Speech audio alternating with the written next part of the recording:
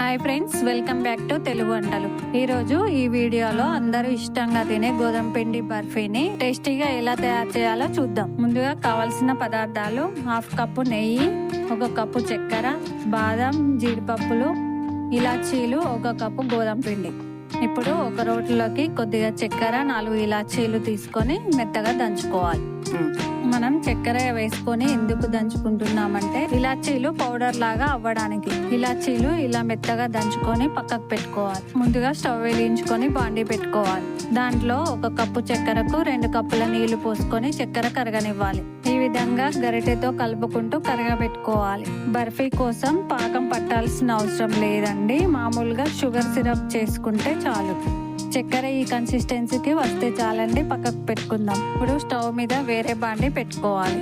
బాండీ వేడైన తర్వాత 1/2 కప్పు నెయ్యి వేసుకోవాలి. దాంట్లో జీడిపప్పు, బాదాంలు వేసుకొని దూరగా వేయించుకోవాలి. వేయించిన జీడిపప్పు, బాదాంని వేరే బౌల్లోకి తీసుకోవాలి. స్టవ్ ని లో ఫ్లేమ్ లో పెట్టి అదే బాండీలో 1 కప్పు గోధుమ పిండిని వేసి పచ్చివాసన పోయేంత వరకు వేయించుకోవాలి.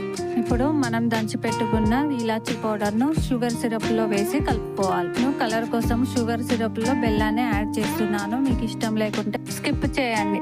మనం వేయించుకున్న గోధుమ పిండిని స్టవ్ మీదనే ఉంచి కొద్దిగా షుగర్ సిరప్ ను పోసుకుంటూ కలుపుకోవాలి.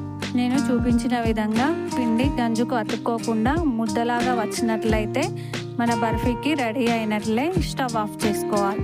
ఇప్పుడు ఒక ప్లేట్ తీసుకొని దానికి చుట్టూతా నెయ్యి రాసుకోవాలి. తయారైన మిశ్రమాన్ని సర్వింగ్ ప్లేట్ లోకి తీసుకోవాలి. నేను వీడియోలో చూపిస్తున్న విధంగా వేడిగా ఉన్నప్పుడే బర్ఫీ కోసం సమానంగా చేతితో ఒత్తుకోవాలి. ఈ మిశ్రమాన్ని 30 నిమిషాలు చల్లారబెట్టుకోవాలి. చల్లారిన తర్వాత చిన్న పీసులుగా కట్ చేసుకోవాలి. వేరే ప్లేట్ లోకి సర్వ్ చేసుకొని బాదం, జీడిపప్పుతో గార్నిష్ చేసుకుంటే మన గోధుమ పిండి బర్ఫీ రెడీ. స్పాంజీగా వచ్చింది చూసారా? మీరు కూడా ఈ విధంగా మీ ఇంట్లో ట్రై చేసి చూడండి, చాలా టేస్టీగా ఉంటుంది.